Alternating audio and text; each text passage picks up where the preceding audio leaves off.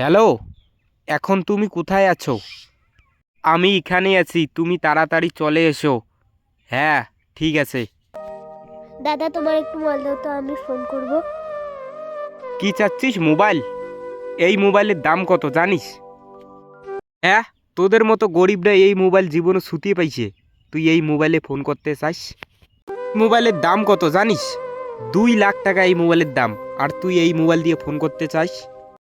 তুই এই মোবাইল জীবনে বলাইতে পারবি না। এই মোবাইল তোরা ছুতে পারবি না, কেনা তো দূরের কথা। একটু মোবাইলটা দাও না, ফোনে করবো তো।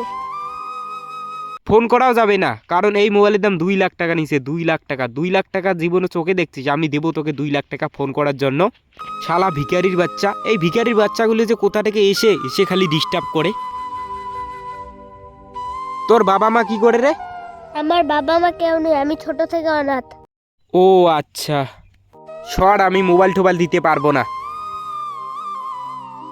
দাদা দাদা আপনার মোবাইল পড়ে গিয়েছে। এই কি হলো, ডাকছিস কেন? দাদা আপনার মোবাইলটা না পড়ে গিয়েছিল।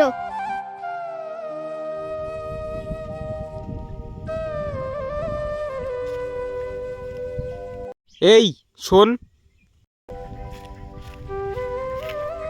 এই মোবাইলটার দাম যে 2 লাখ টাকা, তুই পেয়েও কেন আমাকে দিলি? তোর না বিক্রি করে দিলে 2 লাখ টাকা হতো এই মোবাইলটা। দাদা আমি অনাথ হতে পারি কিন্তু চোর নই।